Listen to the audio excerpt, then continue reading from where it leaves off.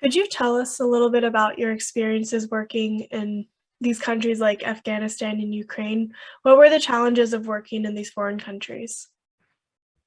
Lots of challenges, but let me share with you there's two totally different experiences.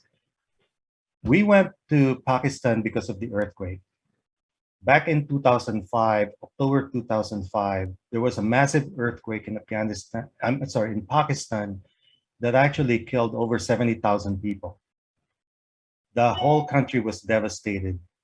And my unit, uh, we were stationed in Germany. We actually just came back from our deployment in Angola, Africa. And a week later, the earthquake happened that killed a lot of people, devastated the whole country. And in about after a week, we got notice that we are going to Pakistan to help the people there. So without a lot of preparation, I haven't even unpacked my bags.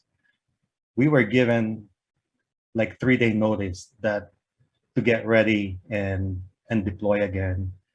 So in a short notice, we were packed up and ready to go to Pakistan.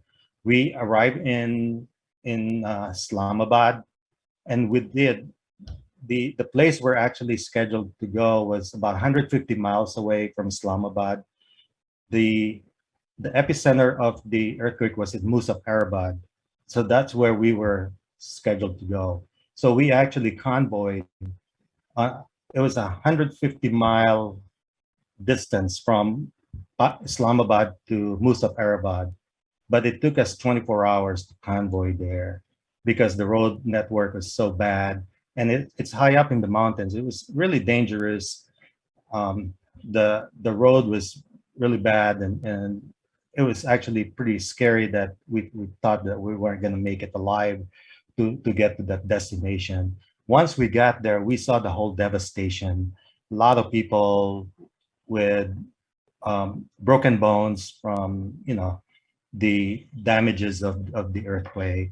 So we saw a lot of those, and but to be able to take care of them, we there were only four of us, four ICU nurses in in our small hospital, U.S. military hospital. There were only four of us, and I was the assistant chief nurse, and I was also the head nurse of the intensive care unit.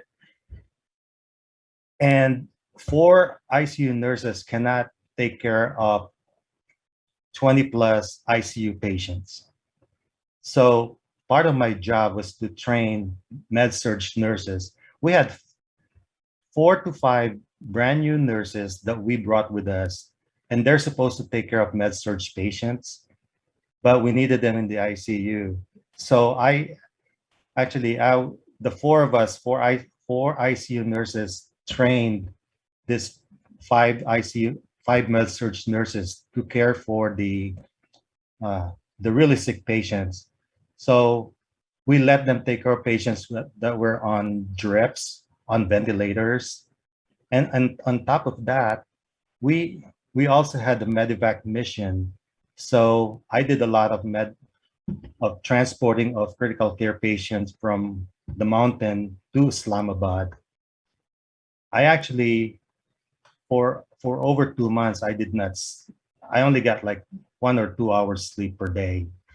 So that was hard, but it's always so rewarding when you see the patients get better.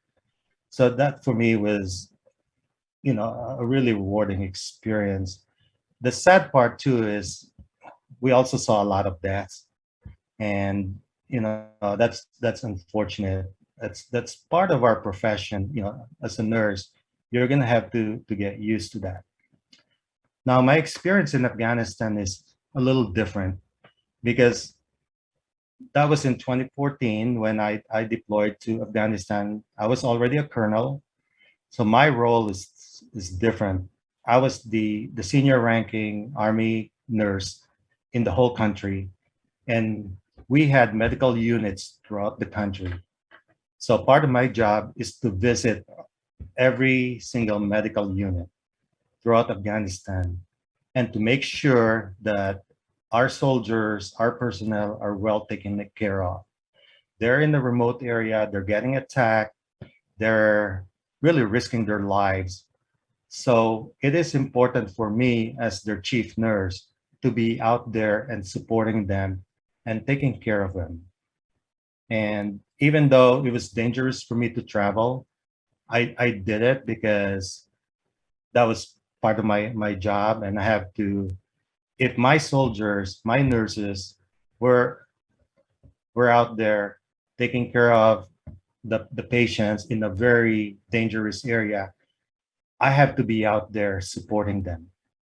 So that was, for me, that's really important. That's part of leadership.